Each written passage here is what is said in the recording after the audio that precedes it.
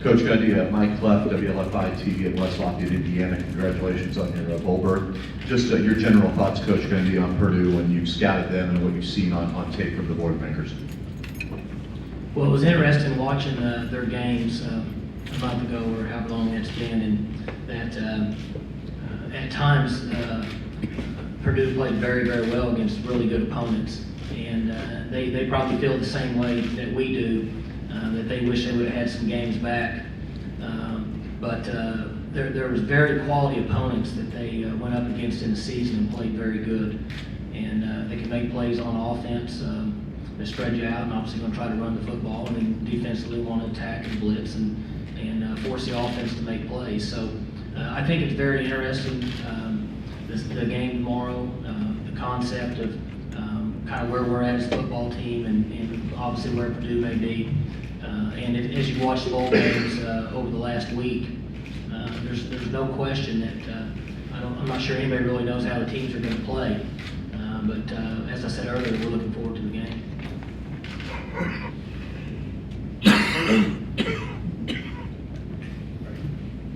Barry, we're on the right. Barry Trammell with the Oklahoma. Patrick, can you talk about the challenge of playing an offense like Oklahoma State has, this scheme and the style, which is different from what you've seen most of the year? The first thing that jumps off the field, you get a lot of wow. Their offense is tremendous, and it has been. And that's the one thing you look at through the years. Oklahoma State has produced nothing but tremendous offenses, and we have so much respect for what they've done on that side of the ball. And they're so hard to prepare for because they run the ball so well and they pass the ball so well, and they're very efficient in what they do. And that's the thing that jumps off the film at you is that you try to take one thing away, and they're so efficient at the other aspect of the game that they hurt you with that. So you have to be a complete game. You have to read your keys. You have to know your fits. So it's going to be a tremendous challenge for us to slow down an offense of that caliber.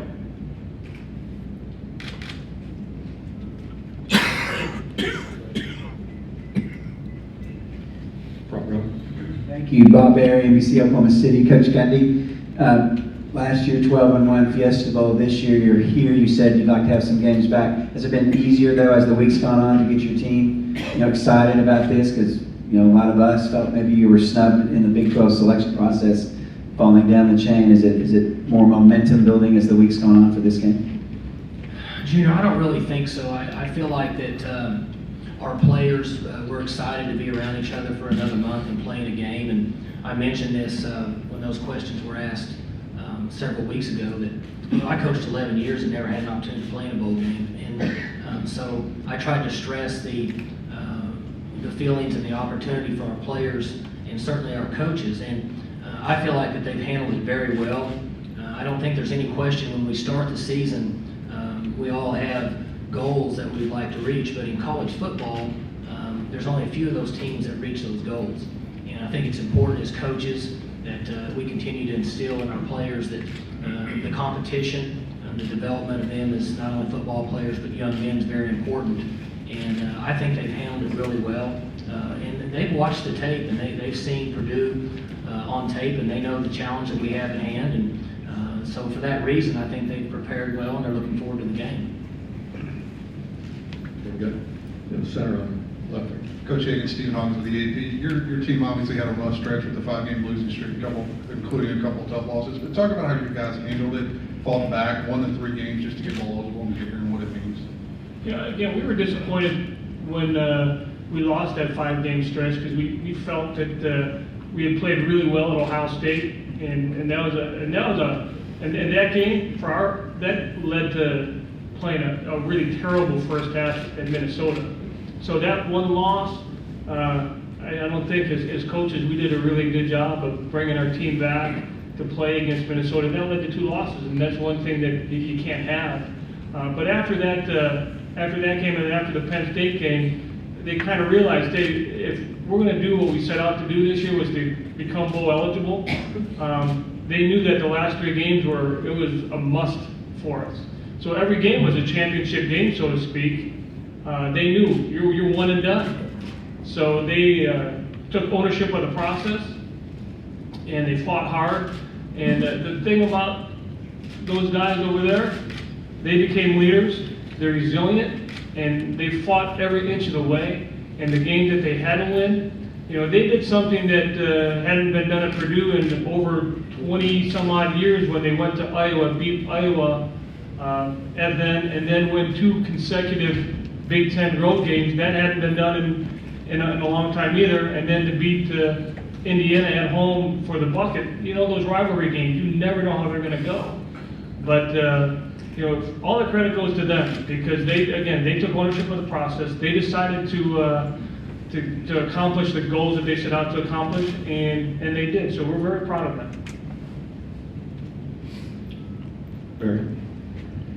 Barry Trammell, the Oklahoman. Hey, Mike, since you went to this offense, you had 2 bowl games. One played at a high level. Arizona game sort of spotty. You looked at and seen why you were better in one game than another in terms of the layoff and how the offense performed in the bowl game. You know, Barry, we have looked at that, and I wish I could give you an answer. It's funny over the years that sometimes you play much better in a bowl game than you do in others.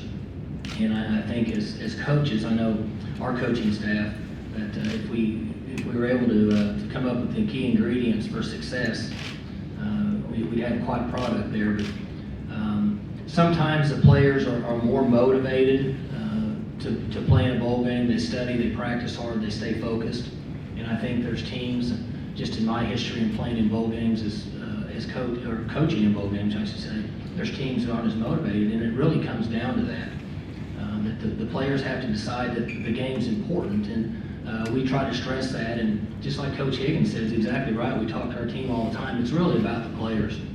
There's a lot of guys out there that can draw up X's and O's and coach. At some point, the team has to take ownership, and they have to perform and take responsibility for the games. And these guys have done a great job with that. We've had tremendous leadership, and for that reason, hopefully, we'll play very well tomorrow. Front row here.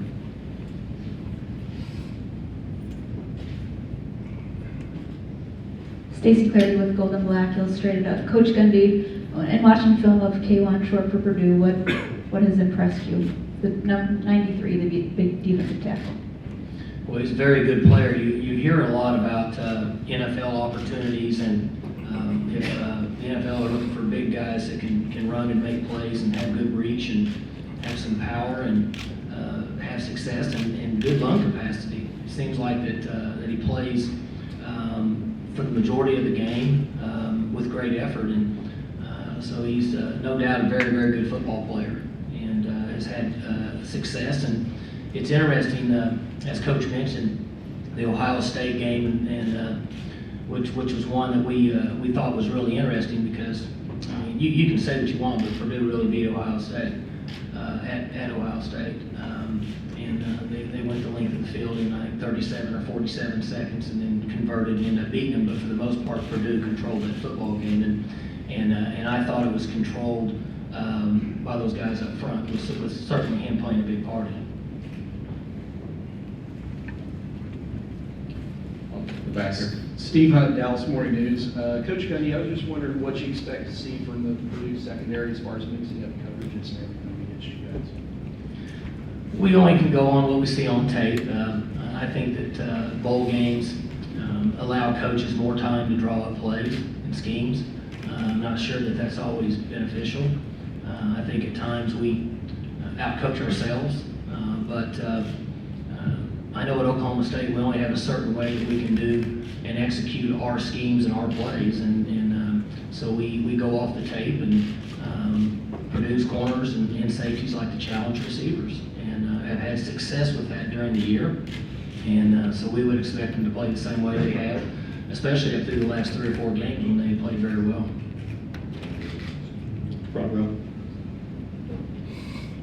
Bob Berry, NBC Oklahoma City. I know you've been asked this earlier too, but you've had a week down here. Is this really no different process for you, going to be the play caller in this game versus not having done that in a few years? Has that been kind of a smooth thing for you this week? Well, I think that, I made everybody aware that questions come up. I had to go back to work, that's for sure. over the last, I guess would have been 15 or days or however long it's been since Coach Monken became the head coach at Southern Mississippi. But I've enjoyed being back in the meeting room with the quarterbacks and working with the offense. And I think it's important that people realize that we have guys on our offensive staff that have been here a long time, and they understand the offense, and they have a good feel for practice plans and adjustments and scripting and game day calling for that matter. And so as a group, we've worked together, but I have enjoyed being with the quarterbacks over the last couple of weeks. Back on the right here. Yeah, Mike, John Hoover, the Tulsa World. In that same topic, you have said before several times how one of the things you liked about Todd Monken was that he's so smart. He's so intelligent in the way he game plans and scouts and approaches and coaches. How much do you miss that quality out of him? Not that you don't have smart guys obviously left, but I mean, when you lose somebody of that quality, how much do you still miss that? Again, I think it's important that everybody realizes that when you lose a coordinator or at Oklahoma State, we lost a organizer, a quarterback coach, and a play caller. And so we made the adjustments from that point moving forward. And we feel good about our preparation. We feel good about our game plan. And as we are fortunate to have success at Oklahoma State, I would expect that this would happen more in the future. And so you move forward, make the adjustments, and give the players the best opportunity to have success. Okay, second row on the left here. Mike Furman with the Lafayette Journal Courier. Coach Gundy, why has Josh Stewart blossomed this year? Well, first off, Josh likes to play football. And I think in recruiting young men, I know at Oklahoma State, we try to bring in guys that really like to play the game. Because as I said earlier, ultimately it comes down to them. Coaches can't do it for them. And they have to be willing to put the time in, the effort to train, the winter conditioning, the year-round process that it takes to be a college football player, which in our opinion is the most difficult process there is in college athletics. Not to compare one to the other, but very tough sport to play, and Josh doesn't shy away from competition and enjoys the work and what it takes to be a college football player. And for that reason, he's in his second year now. He understands our offense. He's got some ability and can make some plays, and so he's developed. Okay, second row. Coach Gundy, Sam from the WBA News. Can you talk about the changes that you saw as you watched Purdue on tape between their offense the first few weeks of the season and those final 3 weeks? What kind of stood out to you in terms of changes that they made? Well, as Coach said, I think that from week, I'm guessing here, I'm good with my weeks in college football, 8 or 9, from that point on, it looked like they had settled in on what they were comfortable with and have had success and started to kind of to believe and play with confidence. And again, it's hard for me to speak for what they're thinking or what's going on there, but started to buy in and said, look, this is what we can do, this is how we're going to have success. And we all know that when you have success, it just breeds more success, especially in athletics. And got comfortable running the football and some play pass, and really developed over the last few weeks of the season. Okay, third row here on the right. Jimmy Trammell, Tulsa World. Hey, both coaches, sometimes you see a bowl game, and it's pretty clear what the stakes are. There's so many bowls, and a lot of times you're not sure what is at stake. Could both of you address what is at stake for your teams in this game? And maybe there doesn't have to be anything at stake, maybe just the game is enough. Well, let me go first. I know, that's right. And our players over there will tell you that I don't think it's any mystery that, go back to earlier in the press conference, it gets brought up at the end of the season. If you're not playing for the Big Ten championship, and you're not playing for the Big 12 championship or a BCS bowl or whatever your goals may be as a team, then what's left? But for us and for our players is that we're going to have a game tomorrow, and there's a lot of hard work that goes in year round, I'm sure, with both teams, and they put a lot into it. And you get 13 opportunities in a calendar year to play a game. It's not like baseball, it's not like basketball where you get to go play 35, 40 games. We get 13 opportunities to compete, and our players have a responsibility to themselves, their team, and the university to go compete. I agree. You know, it's a great way. We look at it as it's a time for us to cultivate more that the spirit of ownership, and it helps really develop leaders. You know, because you have a whole extra month where those kids are together, and this is a catapult to the off season. You know, when you go into the off season with a victory, it always helps because at Purdue there's a flag that always flies over the stadium when we win, and when we lose, that flag's not there. So it's a lot better to go to work every day when you see that W flying over the flag, over the stadium, than it not being there. And you say, so what is at stake? At stake is a lot of the off-season pride. It's a lot of the time where things get tough in those workouts in January and February, and you can walk by the stadium, you see the W up there. And then for the kids, when the new kids, when they come in, anybody come on campus, they know that the effort that went into keeping that flag up there, all the hard work they put in December, and the opportunity to play in January 1st against such a quality opponent as Oklahoma State, you can't ask for a better day. Barry Trammell, Neil Coleman. Patrick, it's been a rough year for the Big Ten in terms of reputation-wise on the field. Even Jim Delaney addressed it at one point. You mentioned representing the Big Ten. Is this an opportunity for you guys to sort of stake a claim for a Big Ten resurgence? I say anytime you step out of conference and you have to play another BCS conference, especially quality conference such as the Big 12 and all the things that they've accomplished, it's an opportunity to represent your conference and put it in the right light, and we hopefully will do that. Our kids have worked hard and they understand, you know, again, that's what's at stake, and that's another thing that you can, and anytime you can help promote your conference, that's always a thing you want to do. So yeah, it's important for us that we represent the Big Ten in a quality fashion. Yes. Second row here. Mike Carmen, Lafayette Journal-Courier. Patrick, you were head coach a long time ago. So Long time.